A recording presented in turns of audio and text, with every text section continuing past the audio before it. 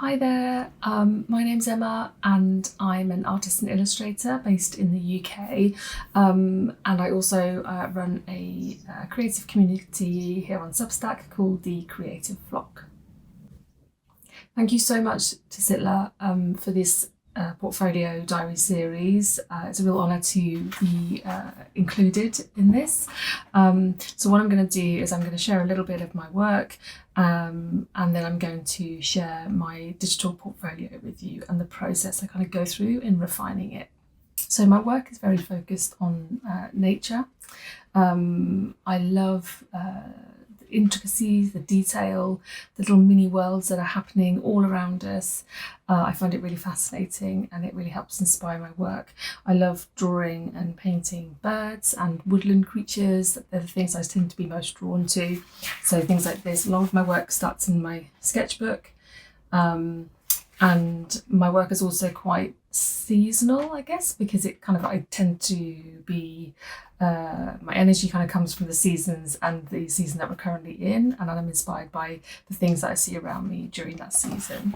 In the interview, I was asked what's my favourite piece, and I'd say it's probably this. This is actually a print version. I have prints of this particular piece, but it's called Spirit Fox. And it's based on a drawing I did in my sketchbook, and then I worked into this, and it just, for me, I really liked it because it was the simplicity of it. It kind of seemed to resonate with people. I get a lot of comments about this particular drawing, and it was also came third in a Mammal Illustrator of the Year competition this year, which I was absolutely thrilled with. To talk you through one of the pieces of software that I use, and this is just like an online software. It's basically a visual digital whiteboard. And thank you so much to Raj Kerr for introducing me to this. It's called Miro, and you can get a free online free version, or you can upgrade to get extra things. But it's really useful as a way of just laying out all of my work. It's really simple. You can just zoom in. Let me see if I can zoom in. Yeah, you can zoom in, and you can group things. So you can put, for me, I just keep it really simple. So what I find this really useful for is just grouping my work. So rather than, maybe in the old days, I would have printed everything out, put everything on the floor on my table, and I would have sifted it through. And that's definitely still a good way of doing it, and a lot of people will still work that way. But for me, because my portfolio at the moment is digital, I didn't need to do that. So I just found that this was a really easy, simple way of visualizing, grouping my work and visualizing it and thinking about how it would present and together, and also how it present online. So it's really, like I say, it's really simple. You can just put these little sticky notes on, and you can just literally type in a little description. I also made little notes such as, what have I got here? Spooky narrative. Made little notes like, I like this style, but the subject matter is not in keeping with the rest of my folio. I'm going through a process at the moment with a mentor. She's helping me develop and hone my work, and kind of make sure that it's not too, there's not too much going on, and I've got it kind of quite refined, and I know who I'm talking to, and I know the kind of work that I'm looking for. So this is part of this process. So I'm actually in the middle of updating my website at the moment, so it's quite an interesting time to be doing this video. Things like take out a portfolio or redo completely. There's a couple of items like this one's here where, I like them, but I think I've got stronger pieces now, and I don't know whether I really need to keep them in, or whether I maybe need to redo them. That's something to like. And this is a really great way of just, going through your work, really seeing it quite clearly and just grouping them. This is an older style, like picture book style, which I'm not sure if I want to keep in. I do like it. I think it's got real potential, and I don't think it's bad quality. It's just, it doesn't fit well with the kind of way that I want my work to go at the moment, which is more I'm probably looking more at like kind of narrative nonfiction, or just non-fiction illustration, and maybe working with like charities and environmental charities and nature charities and animal charities. So I'm not sure if this is quite right. Like I'm probably looking at more work that looks a bit more, slightly more, I'm not going to say sophisticated, but maybe for a slightly older audience. So maybe things more like this. So as you can see, there's quite a difference. And I was concerned that this is some work I did a few years ago with another mentor when I was developing my portfolio, but this is like when I was kind of moving over to a more traditional analog way of working, and I was trying to find a new style. And I do really like it, but I'm not really looking to do young like picture books, fiction picture books at the moment. So I may just take that out completely. And that's just something to just mention, is like if it's something that is jarring with the style or the work that you really want to do, that kind of work that's really from the heart, then maybe just take it out completely, because it can be a bit confusing.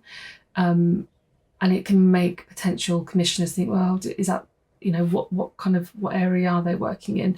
There's nothing wrong if you wanted to work, if you really wanted to do picture books and you also really wanted to do, say, for instance, I don't know, black and white vignettes or technical illustration. There's no reason, but I think you have to keep it very clear and say this is for one type of client and this is for another. Maybe direct them to two different parts of your digital portfolio. But I felt like this was kind of this. I'm not looking to do this now, so it didn't really make sense to keep it in there, because it's not as if I would be like very excited about taking on a job of that type of job, and I'm not looking for that, so it makes sense to just take it out. So that's what I'll be doing. I think I said here not sure, but I'm now, after thinking about it, sure that I'm going to be removing that from my portfolio. And again, just grouping lots of things here, narrative scenes, just thinking about how they would work together. Would this be something I could work into a more finished piece? But yeah, this was really useful. So I highly recommend using Miro and just giving it a go. If you're someone that's if you prefer to work more by like printing things out and seeing it physically, then that's absolutely fine. But if you like to be able to just see things digitally, and for me, I find it just really helps give me clarity. I get much clearer like this than just seeing it in a sketchbook or just as different little files on my computer. And then down here, I've got this kind of some bits and pieces that I may want to put in. Perhaps, I'm not quite sure yet. I've just basically been grouping bits and pieces of my sketches. So it does show me like actually I have quite a lot of work, and I needed to really refine it down into what I share and how I share it and how I communicate what I do as an artist or an illustrator. So yeah, I've still got quite a lot of work to do on this in the next kind of few weeks, but this is the Miro board, and this is something that I do recommend. This is my current website, and this is one that I built using Squarespace, which if you see the answers to the interview questions, you'll see that it's one that I recommend as a portfolio, as a website builder. I've used Behance before. I did build my site. Originally, I think my portfolio site was WordPress, but I have had Behance too. I think I did try Adobe Portfolio, but it wasn't quite right for me. But this has been the easiest, definitely easiest to kind of set up, and it's nice and clean. There are extra things you can do to it, I think, to add, to maybe make it a bit more interactive. I say the only thing for me, but only because of the way that I've chosen to lay it out, is that you can't click on the image. But I think there are ways of doing that where you can click on an image and then it can take you to the project. That's something I need to work on because I'm just going through this update at the moment with my portfolio, and this whole website will get a bit of an update in the next few weeks. So if you're interested, come back in a few weeks and see how different it will be. So it's really nice and clean. You can put it in basically you can put it in, group them into threes, 4, 5s. You can basically lay it out exactly how you want. You can adjust the width here and here. there's really some quite nice little tools, and it's really easy to use. I think that's the best thing. I've had a real headache in the past using WordPress, and it being glitchy, and it having to get help and pay somebody, and it just being a bit of a stress. And I just don't think any of us need the extra stress. So even though Squarespace websites are a bit on the kind of more expensive side, I think it's worth investing, because it's just so much easier. It takes out a lot of stress from my life. But as you can see, yeah, so there's this is probably just like a really simple version. I'm sure there's other templates that you can use. And what I have done at the moment is it's just grouped into black and white colour and sketchbook. Now this is something I will be changing, but I just wanted to really show you like how, this is my sketchbook work. I just pop it all in, and I think this is just the ease of being able to upload an image. You literally, in the back end, go to gallery, image upload, and it does it. And it does a lot of the kind of adjusting and cropping and making sure things are in line. So for instance, like here, you haven't got to worry about having to adjust all of this yourself. If you upload the image, it will just make it sit in this grid format. And then you can also integrate your shop. So I have prints on here. I have my Fox illustration, print, and you can integrate your shop in here. So there's actually quite a lot of options. I do drop shipping through the print space, which is my preferred printer, and which is it's kind of okay. It's not 100% straightforward. There are other ways of integrating it with different types of drop shipping companies, but I like the print space, so I chose to just make it to do that. And then it's a little bit more tricky. It's just takes a little bit more